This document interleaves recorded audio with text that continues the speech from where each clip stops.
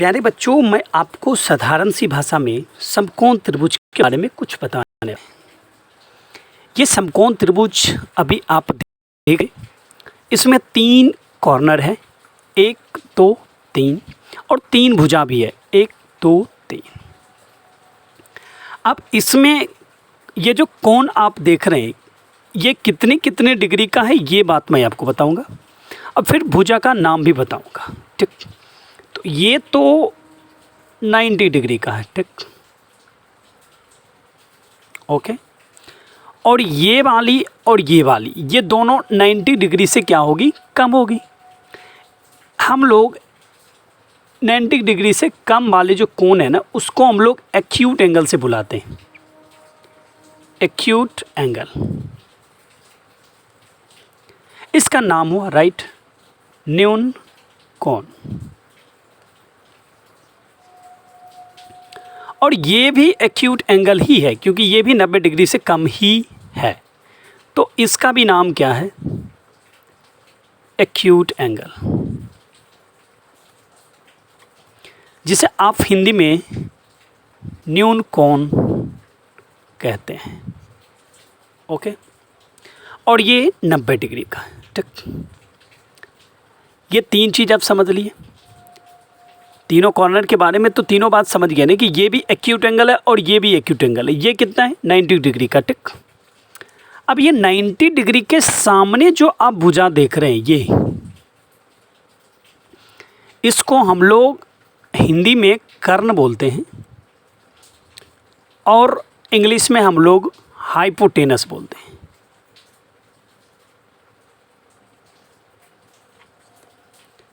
और शॉर्ट में हम लोग इसे स्मॉल एस से लिखते हैं, ठीक।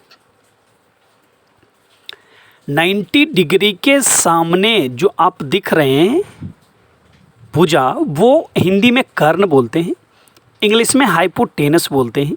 स्मॉल में हम लोग इसको एच से डिनोटेड करते हैं, एज ए स्मॉल एच से हम लोग इसको सूचित करते हैं, इस भुजा को, ठीक।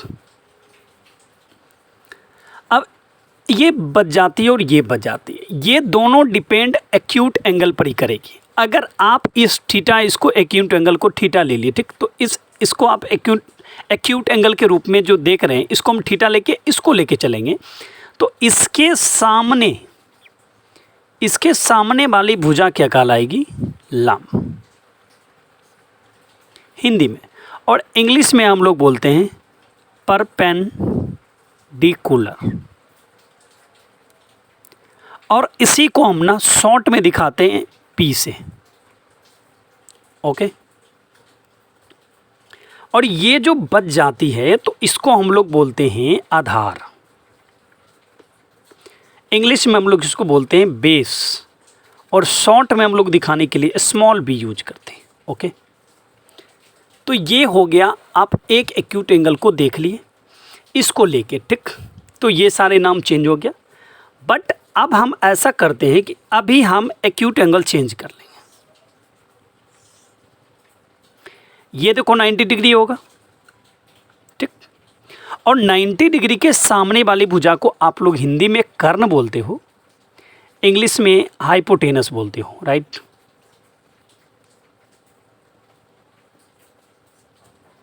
और शॉर्ट में स्मॉल एस से हम लोग डिनोटेट करते हैं इसको, अजय संकेत है स्मॉल लिखने के लिए, छोटा में बताने के लिए।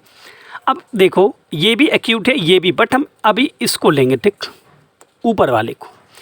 तो एक्यूट एंगल जिसको आप ले रहे हैं ना, थीटा, उसके देखो, थीटा की जगह कोई भी एंगल का काम कर सकता है, ठीक है ना। तो इसको हम अभी ले रहे हैं, तो इसके सामने वाला भुजा कौन हो जाएगा, ये।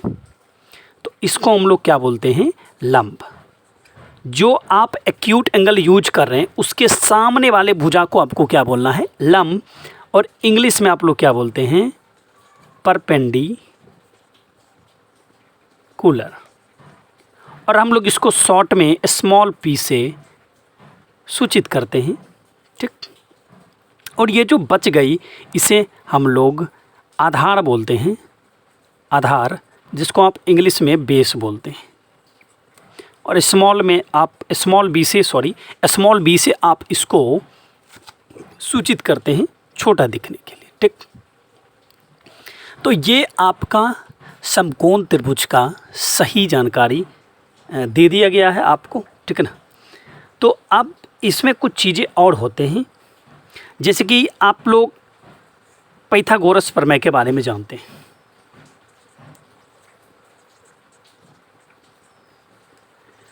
पाइथागोरस प्रमेय आपको कुछ मिला, इससे पाइथागोरस प्रमेय से आपको कुछ मिला है। वो आपको क्या मिला है? वो आपको मिला है कर्ण का स्क्वायर बराबर लंब का स्क्वायर प्लस आधार का स्क्वायर, ठीक।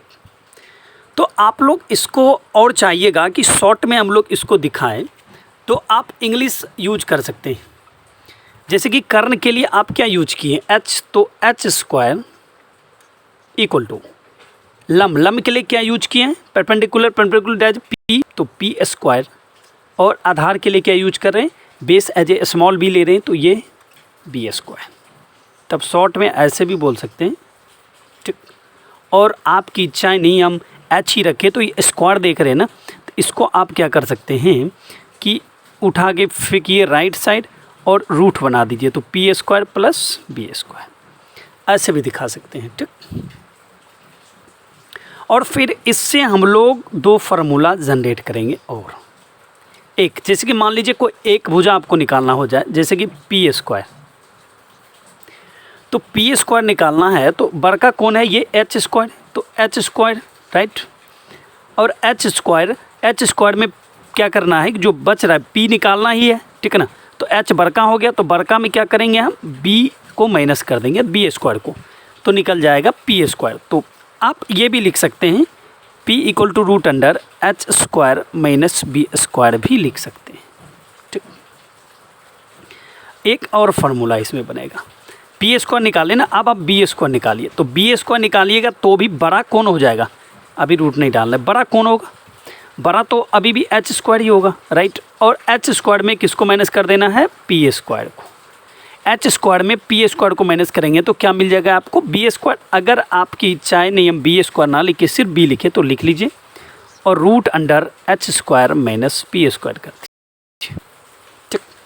और एक बात हमेशा ध्यान रखिएगा, जो कर्ण है ना, कर्ण, ये जो आप देख रहे हैं ना कर्ण, ठीक, ये यहाँ, ये कभी भी छोटी नहीं होगी, ठीक। कर्ण छोटी नहीं होती है। कर्ण आप हमेशा ध्यान रखिए, जो आप कर्ण को देख रहे हैं, कर्ण बड़ी होती है, ठीक। बाकी दोनों से क्या होती है? ये हमेशा बड़ी होती है। तो इस चैनल पर हम ये फर्स्ट वीडियो डाल रहे हैं, हो सकता है किसी प्रकार की कोई चीज़ें भूल हुई होगी तो इसको माफ़ कर दीजिएगा।